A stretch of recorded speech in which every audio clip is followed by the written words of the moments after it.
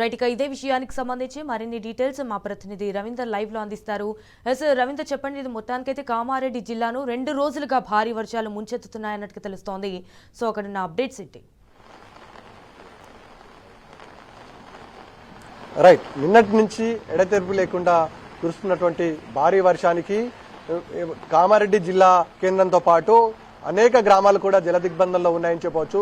ఈ నేపథ్యంలో మనం చూస్తున్నాం నేషనల్ హైవే 44 పైన అనేక ఇబ్బందులు ఎదుర్కొంటున్నారు జనాలు. ఈ నేపథ్యంలో అటు సుదూర ప్రాంతాలకు వెళ్లాల్సిన వారు కూడా ప్రయాణాలు వాయిదా వేసుకోవాలని ఈపాటికే వాతావరణ శాఖ అదేవిధంగా ఇతరత్ర అధికారులు హెచ్చరికలు జారీ చేసిన నేపథ్యంలో ఆ రకమైన చర్యలు కూడా చేపట్టాలని ఇటు ఉన్నత స్థాయి అధికారులు కూడా చెప్పడం జరుగుతుంది. ముఖ్యంగా కామారెడ్డి జిల్లా కేంద్రంతో పాటు విద్యానగర్, సాయిబాబా కాలనీ అదేవిధంగా ఇటున్నటువంటి అనేక ప్రాంతాల్లో కూడా పరిస్థితి అత్యంత సీరియస్ గా ఉంది. మనం నేషనల్ హైవే 44 పైన ప్రస్తుతం మనం ఉన్నాం.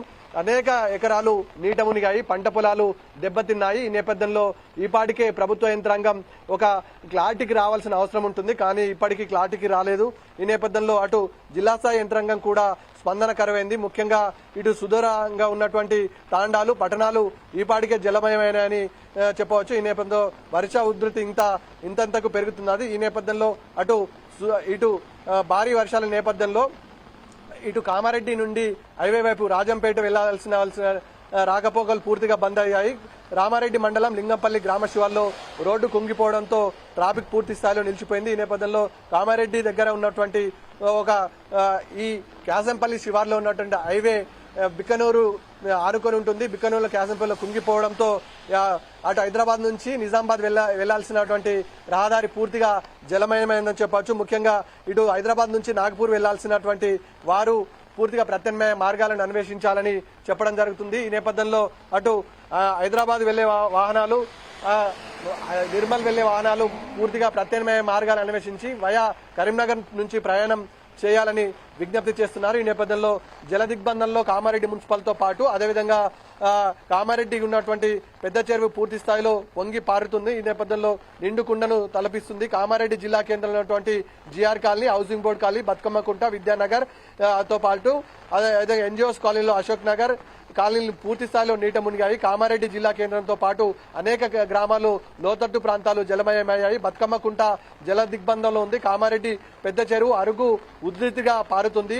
పార్కింగ్ చేసినటువంటి వాహనాలు పూర్తి స్థాయిలో కొట్టుకుపోయాయి. క్యాసంపల్లి శివారులో ఉన్నటువంటి ఏదైనా నేషనల్ నంబర్ 44 పైన జాతీయ రహదారి పైన ఈ బ్రిడ్జు కూలిపోవడంతో అక్కడి నుంచి హైదరాబాద్ నుంచి వచ్చే వాహనాలు తీవ్ర స్థాయిలో ఇబ్బందులు ఎదుర్కోవాల్సిన పరిస్థితి ఉంది. అది వరద ప్రభావం సుమారు 6 గంటల వరకు ఉంటుందని వాతావరణ శాఖ హెచ్చరికలు జారీ చేసిన నేపథ్యంలో ఎవరైనా అత్యవసర ప్రయాణాలు చేసుకోవాలంటే ప్రత్యామ్నాయ మార్గాలు అన్వేషించాలని చెప్పడం జరుగుతుంది.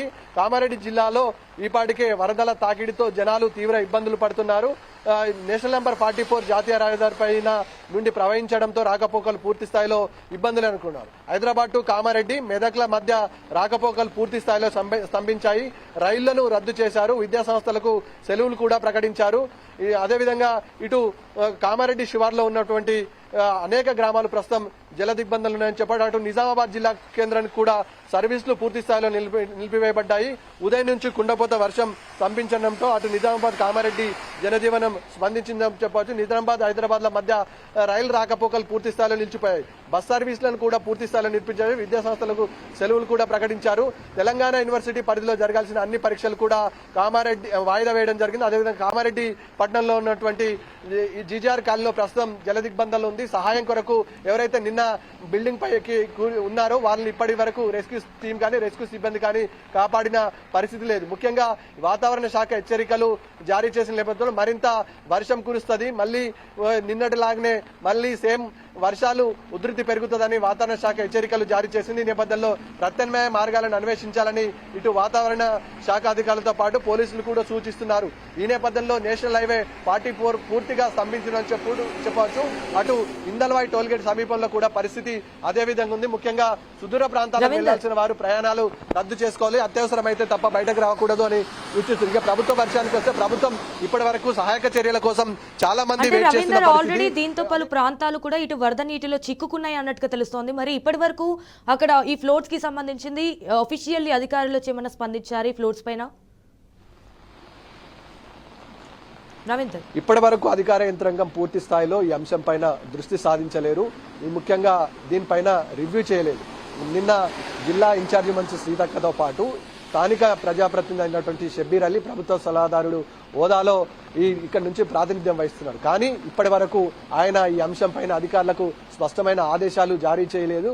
క్షేత్రస్థాయిలో ఏం జరుగుతుందనే అంశం పైన క్లియర్ గా ఇక్కడున్న ప్రజలకు భరోసా కానీ బాధ్యత ఇచ్చిన పరిస్థితి లేదు. నిన్న తూతూ మంత్రంగా కేవలం ఒక బాధితులతో ఫోన్లో మాట్లాడారు తప్ప క్షేత్రస్థాయిలో అధికార యంత్రాంగం కానీ ఇక్కడున్న ప్రజాప్రతినిధులు కానీ కోఆర్డినేషన్ చేసి ఉంటే ఆపదలో జనాలున్నారు, అత్యవసర పరిస్థితి కోసం వెయిట్ చేస్తున్నారు.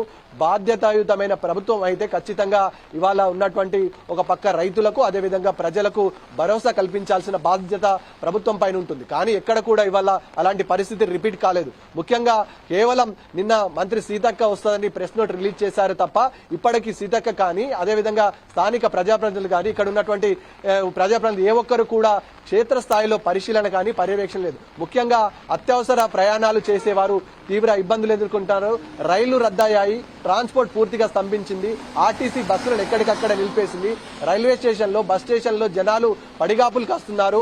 నిన్న సాయంత్రం నుంచి ఇదే పరిస్థితి ఉంది. ముఖ్యంగా ఆహార పానీయాల కోసం ఎవరైతే శరణార్థులు హైదరాబాద్ కానీ నాగ్పూర్ కానీ అదేవిధంగా పరిసర ప్రాంతాలకు వెళ్లాల్సిన వారు ముఖ్యంగా దూర ప్రయాణాలకు వెళ్లాల్సిన ట్రైన్లు మధ్యలో ఆగిపోయాయి. కాబట్టి వాళ్ళ పరిస్థితి అగమ్య గోచరంగా ఉంది. వాళ్ళు ఒకటే చెప్తున్నారు, ప్రభుత్వం ఆల్టర్నేట్ మార్గాలను అన్వేషించాలి, ప్రత్యామ్నాయంగా ఇక్కడ కనెక్ట్ అయిన రోడ్లు ఏవైతే ఉన్నాయో వాటిని పునరుద్ధరించాలని విజ్ఞప్తి చేస్తున్నారు. కానీ ప్రభుత్వ యంత్రాంగం నుంచి స్పష్టమైన ఆదేశాలు కానీ కేవలం జిల్లా అధికారులకు బాధ్యత అప్పచెప్పి ఇవాళ వదిలేసినట్టుగా స్పష్టంగా కనబడుతుంది. ఎస్పీ కలెక్టర్తో క్షేత్రస్థాయిలో పర్యవేక్షణ ఇస్తున్నారు తప్ప ప్రజాప్రతినిధుల జోక్యం ఎక్కడ కూడా కనబడతలేదు. ఈ నేపథ్యంలో కామారెడ్డిలో ఉన్నటువంటి అనేక గ్రామాలు కూడా ఇవాళ అంధాకారంలో ఉన్నాయి. నిన్న తెగిపోయినటువంటి కనెక్షన్ ఇప్పటికీ కొన్ని గ్రామాలలో విద్యుత్ స్తంభన లేదు, అదేవిధంగా టెలిఫోన్ సదుపాయం లేదు, అదేవిధంగా మంచినీటి సదుపాయం లేదు, నిత్యావసర తినుబండాల పరిస్థితి కూడా లేదు. ఈ నేపథ్యంలో తక్షణమే వాటిని కల్పించాల్సిన అవసరం ఉంది. మొన్న ప్రారంభమైనటువంటి వర్షం కంటిన్యూషన్ అదే సిచ్యువేషన్ ఉంది. ప్రభుత్వ యంత్రాంగం స్పందించి ఆల్టర్నేట్ మార్గాలను అన్వేషిస్తే ఇవాళ ప్రజలకు కొంత మేరకు ఉపశమనం కలిగించే అంశం ఉంటుంది. కానీ ప్రభుత్వ యంత్రాంగ క్షేత్రస్థాయిలో పరిస్థితి కానీ అట్లా చర్యలు కానీ చేపట్టిన పరిస్థితి లేదు. ముఖ్యంగా ఇక్కడ నుంచి ఉమ్మడి నిజామాబాద్ జిల్లా నుంచి దాదాపుగా 9 మంది కార్పొరేషన్ చైర్మన్ తో పాటు 4 అధికార పార్టీకి సంబంధించిన ఎమ్మెల్యేలు కొనసాగుతున్నారు. ఏ ఒక్క నాయకుడు కానీ ఏ ఒక్క ప్రజాప్రతినిధి కానీ క్షేత్రస్థాయిలో రైతుల పరిస్థితి కానీ ఇక్కడ ఉన్న సాధారణ ప్రజల పరిస్థితి కానీ అర్థం చేసుకునే పరిస్థితి లేదు. కనీసం వీళ్ళు బిక్కుబిక్కుమంటూ వెయిట్ చేస్తున్నారు. ముఖ్యంగా క్షేత్రస్థాయిలో పంటలు పూర్తి స్థాయిలో దెబ్బతిన్నాయి. నిజాం సాగర్ పరిస్థితి అత్యంత దారుణంగా తయారైంది. అదేవిధంగా పోచారం ప్రాజెక్టు పరిస్థితి ఎప్పుడు కూలుతుందనే భయానక సిచ్యువేషన్ చోటు చేసుకుంది. పోచారం ప్రాజెక్టుకు దాదాపుగా 1,20,000 క్యూసెక్ల ఇంట్లో కొనసాగుతుంది. దాదాపు 2 టీఎంసీల సామర్థ్యం కలిగిన పోచారం ప్రాజెక్టుకు ఈ చరిత్రలోనే మొదటిసారిగా 1,25,000 క్యూసెక్ల ఇంట్లో కొనసాగడం ఫస్ట్ టైం. ఒకవేళ పోచారం ప్రాజెక్టు గండి పడింది, ఆ గండి తెగిపోయి ఆ లోడు నిజాం సాగర్ ప్రాజెక్టు మీద పడితే నిజాం సాగర్ ప్రాజెక్టు పూర్తి స్థాయి నీటి మట్టం 17 టీఎంసీలు, ప్రస్తుతం 16 టీఎంసీలు మాత్రమే నిల్వ ఉంది. ఈ నేపథ్యంలో ఆ ఫ్లోటింగ్ నిజాం సాగర్ కి ఇప్పుడు ఎగువ ప్రాంతంతో పాటు ప్రాజెక్టు క్యాచ్మెంట్ ఏరియాలో కురుస్తున్నటువంటి భారీ వర్షానికి ప్రాజెక్టు కూడా పూర్తి స్థాయిలో నిండుకుండని తలపిస్తుంది. ఆ సర్ప్లస్ వాటర్ కూడా దాదాపు 2 లక్షల క్యూసెక్లు నిజాం సాగర్ నీరు కిందికి ప్రవహిస్తుంది. అదేవిధంగా 1,80,000 క్యూసెక్లు నీటిని దిగువన విడిచేస్తారు. ఒకవేళ అదే ఫ్లోటింగ్ మళ్లీ కొనసాగుతూ ఉంటే పరిస్థితి అత్యంత దారుణంగా తయారైతుంది. ఇరిగేషన్ అధికారులు అదేవిధంగా ఇక్కడ ఉన్నటువంటి వ్యవసాయ అధికారులు ఇక్కడ ఉన్న జిల్లా ప్రజాప్రతినిధులు ఒకటే చెప్తున్నారు, ప్రాజెక్టు పూర్తి స్థాయిలో ప్రమాద వంచులో ఉంది. ఒకవేళ సర్ప్లస్ వాటర్ ని మేము వదలకపోతే గేట్లు ఇంకోటి ఎత్తితే ఆ నీరు కింది వరకు వెళ్తుంది. 30 గ్రామాలు తక్షణమే మునిగే గ్రామాలు ఒక 10 ఉన్నాయి. ఆ 10 గ్రామాలు మునిగితే ప్రత్యక్షంగా 10 గ్రామాలకు పరోక్షంగా ఇంకో 25 గ్రామాలకు 35 గ్రామాల పరిస్థితి అత్యంత అంధాకారంగా మారే పరిస్థితి ఉంటుంది. క్షేత్రస్థాయిలో ఈ అంశం పైన క్లియర్ గా క్షేత్రస్థాయిలో రివ్యూ నిర్వహించాల్సిన అవసరం ఉంది. ఇప్పటి వరకు ఇరిగేషన్ శాఖ మంత్రి కానీ ఇరిగేషన్ అధికారులు కానీ ఫీల్డ్ లెవెల్లో విజిట్ చేసిన పరిస్థితి లేదు. ముఖ్యంగా సామాన్య మానవుడు ఇవర తీవ్ర ఇబ్బందులు ఎదుర్కొంటుంటే స్థానిక ప్రజాప్రతినిధులు పత్తాలేకపోవడంతో ఆగ్రహం వ్యక్తం చేస్తున్న పరిస్థితి కామారెడ్డి జిల్లా వ్యాప్తంగా ఉంది. ముఖ్యంగా విద్యానగర్ కాలనీ అదేవిధంగా సాయిబాబా కాలనీ అదేవిధంగా ఎన్జిఓస్ కాలనీలో కలికి నగర్ లో ఇబ్బందికరమైన సిచ్యువేషన్, కరెంటు లేదు, ఇబ్బంది పడుతున్నారు. డాబాలపై తలదాచుకున్న వారి పరిస్థితి అత్యంత దారుణంగా ఉంది. అన్నమో రామచంద్ర అనే పరిస్థితి ఏర్పడింది. తక్షణమే ఆపన్న హస్తం కోసం వారి ప్రాణాలను బిక్కుబిక్కుమంటూ పెట్టుకొని వేచి చూస్తున్న పరిస్థితి స్పష్టంగా కనబడుతుంది. వర్షం ఇంకింత ఉధృతంగా కురిసే అవకాశం ఉంది. మళ్ళీ ఓవర్ క్లౌడ్ బస్ట్ ఉందని వాతావరణ శాఖ హెచ్చరికలు జారీ చేసింది. మరో 12 గంటల పాటు పరిస్థితి ఇదే విధంగా ఉంటుందని వాతావరణ శాఖ హెచ్చరికలు జారీ చేసిన నేపథ్యంలో కామారెడ్డి జిల్లా ప్రజలతో పాటు కామారెడ్డి చుట్టుపక్కల నిన్నటి వరకు కామారెడ్డి జిల్లా కేంద్రానికి పరిమితమైనటువంటి వర్షం ఇవాళ చుట్టుపక్కల గ్రామాల ప్రజలకు తాకుతుంది. ఈ వాటర్ ఫ్లోయింగ్ ఇంకా పెరుగుతుంది. నేషనల్ హైవేలు పూర్తి స్థాయిలో జల దిగ్బంధంలో ఉన్నాయి. ట్రాన్స్పోర్ట్ దెబ్బతింది. నిత్యావసర వస్తువులు లేవు. కానీ ఏ ఒక్క చోట కూడా ప్రభుత్వం ఎవరైతే శరణార్థులు ఉన్నారో దాదాపుగా వాళ్ళకి ఆహార పానీయాలు కానీ అత్యవసర సేవలు కానీ పునరుద్ధరించిన అవసరం ఉంటుంది. ఆ రకంగా రివ్యూ చేయాల్సిన అవసరం ఉంటుంది. క్షేత్రస్థాయిలో లీడర్లు పర్యవేక్షిస్తే అధికారులు అప్రమత్తమై ఆ సమస్యను పరిష్కరించుకోవడానికి అవకాశం ఉంటుంది. కానీ ఇదేది కనబడకుంటే వాళ్ళ ప్రభుత్వ యంత్రాంగం వ్యవహరిస్తున్న తీరుపై విమర్శలు ఎదుర్కొంటున్నారు.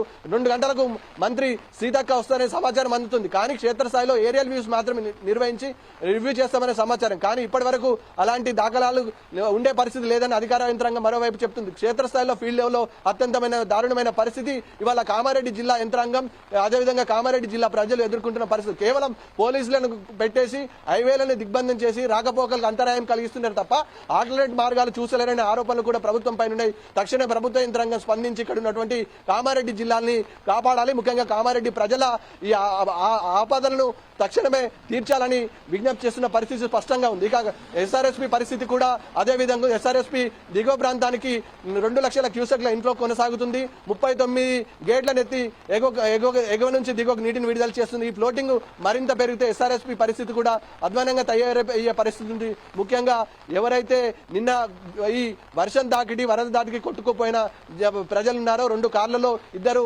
కొట్టుకుపోయారు. ఇప్పటి వరకు వారి వాచికులేదు. అదేవిధంగా రోడ్డు పక్కన 2 మృతదేహాలు ఉన్నాయి. వారిని కామారెడ్డి మార్చరుకు తరలించారు.